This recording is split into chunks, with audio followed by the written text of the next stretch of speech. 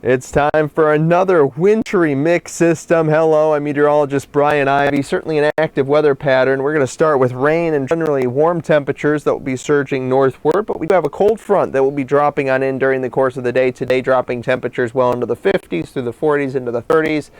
And then here's the wintry mix precip starting back all the way in towards the desert southwest and portions of Oklahoma, Texas, and then moving towards St. Louis, Illinois, Indiana. We're going to have that snow area on the northern half of the system up across Michigan. And then there'll be the mix area to the south. So there's the mix area spreading in across the Ohio Valley. This will be a little bit of ice and spots maybe decent icing for several hours. This all pushes off towards the northeast through the mid-Atlantic. There's your big snow zone possibility, and that could be a decent snow up into portions of New England as well.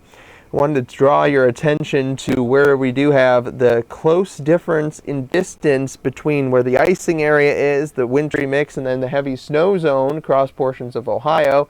Now, what makes this icing? Let's delve into the technical details that us as meteorologists look at to determine the vertical profile of the atmosphere. This is known as a skew-T diagram.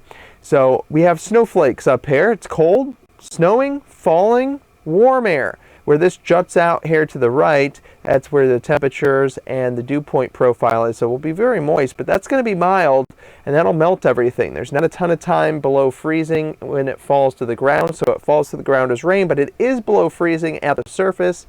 It then turns to ice. We'll have a lot of lifting dynamics with this system.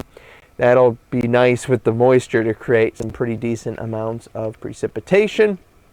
Let's continue on with the Futurecast and look at the rest of this system. Definitely an impressive amount of snow across portions of Ontario into Quebec and then up towards the northeast. Heavy rain, even some severe weather on the southern side of this system. We'll have some widespread cold air shift in, lake effect snow likely for the Great Lakes, and then maybe even some upslope snow for the Green Mountain area.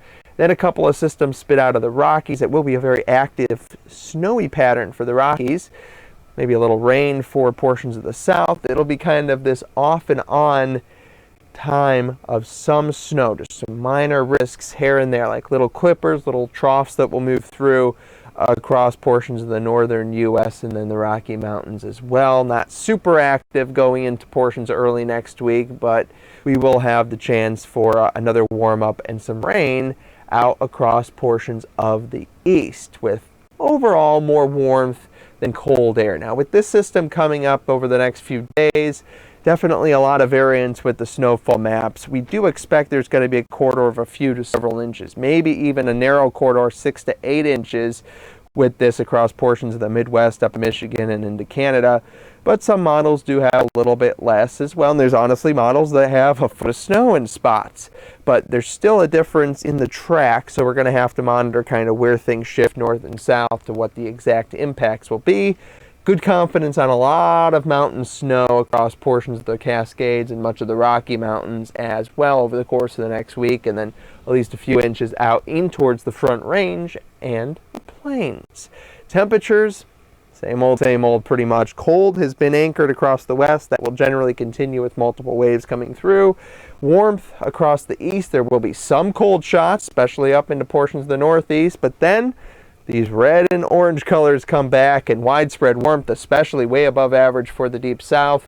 Off and on, that'll be the trend. And then, hey, more cold across the west. This is anchoring in through the middle portion of February. Will it change at all after that? I'll let you know. I have a long-range video forecast coming up in just a little bit on that. If you're a landscaper or snow or anything else that involves making decisions around the weather, please check us out to see how we can help you make better informed decisions and save time and money. It's all at neoweather.us.